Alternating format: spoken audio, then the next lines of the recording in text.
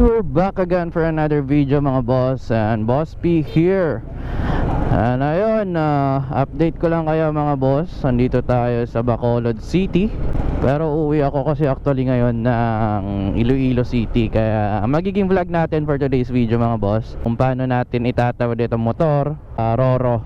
Ayan, explain ko po sa inyo mamaya yung mga step by step process niya, kung paano po magtawid ng motor. Na tayo ng port ngayon. Time check, ano oras na ba? Alas 12 na ang alam ko eh, 12:14.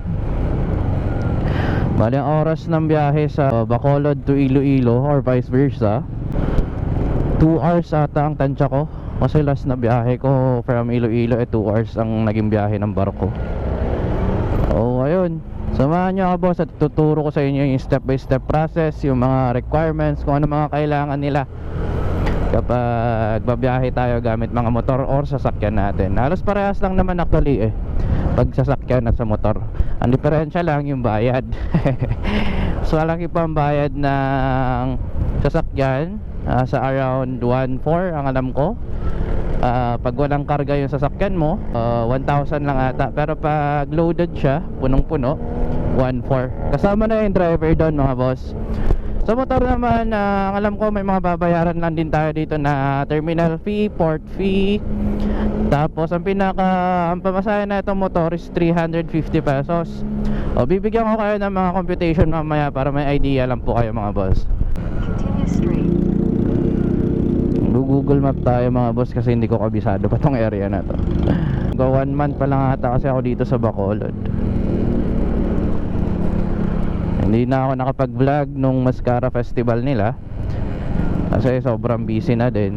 May mga inasikaso tayo dito, kaya tayo andito sa mismong Bacolod. And by next month, uwi na rin tayong Baguio. So see you there mga boss. Sana lang di mahaba yung biyahe. Abot kami ng 2-3 oras kakahintay sa barko eh. Actually ang advantage pag nakamotor ka no mga boss, pwede kang dumiretso, hindi mo na kailangan pumunta ng ticketing office nila. Ay wala na rin palang babayaran dito. Thank you. Pinaka first na kailangan natin mga boss, Coast Guard clearance. So pupunta muna tayo dito. Send lang po natin yung ORCR natin. Yun, goods to go na yan.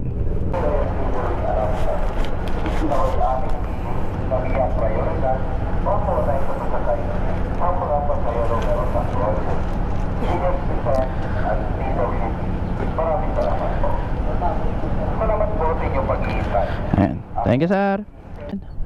First step, para maalala nyo po, Coast Guard clearance. Dito nyo po yan kukunin. Ang alam ko lahat ng port, lalo na pag sa sea travel, kailangan nyo talaga kumuha ng Coast Guard clearance pag nakasasakyan or nakamotor po kayo. Ano ba tayo, maki-overtake lang? Ang haba nila. Pwede daw, sinignal tayo eh.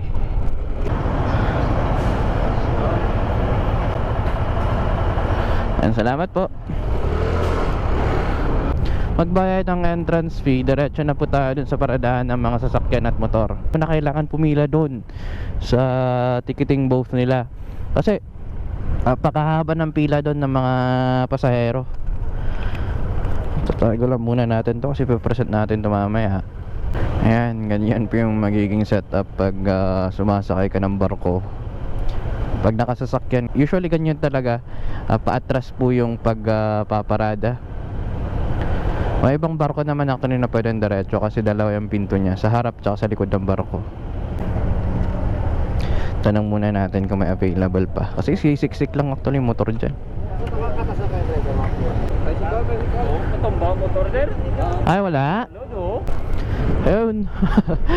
Tricycle na lang daw yung kakarga nila kasi dun sa harapan hindi na pwedeng isakay yung motor doon kasi wala na daw silang pagtatalian. So possible kasi na matumba tong motor natin. Depende sa alon mamaya, depende sa galaw ng barko.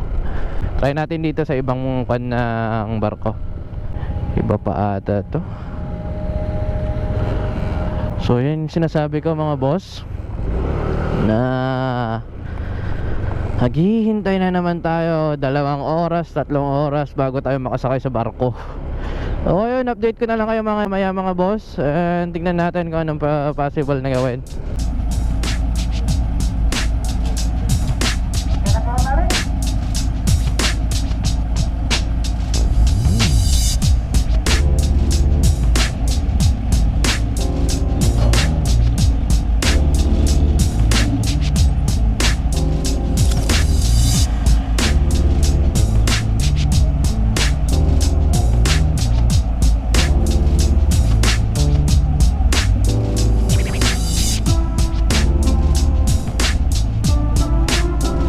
So ayun mga boss, dito pa rin tayo sa port. Time check, alas 2 na, pasado alas 2. Ito lang mahirap sa part na to. Kasi pag nakamotor ka, pag umulan, wala talaga masisilungan. Ang ganda-ganda ng init kanina pero biglang umulan, wala tayong magagawa. Ganun din pag mainit, sobrang init, wala rin masisilungan. And ayun, update ko na lang kayo mamaya mga boss.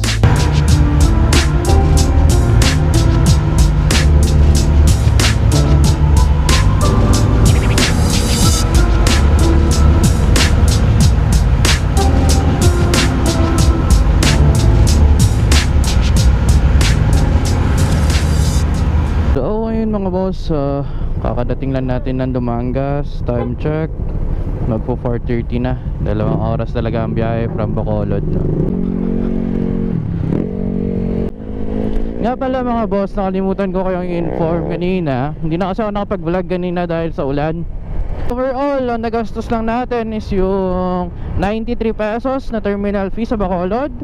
Tsaka itong 350 pesos na pamasahe na itong motor, kasama na tayo doon mga boss. So yun, sana makatulong to video na to sa mga nagbabalak na mag sea travel gamit ang kanilang mga motor. And mahaba-haba pa itong biyahe ko pa uwi. Kaya see you in my next vlog. Thank you mga boss.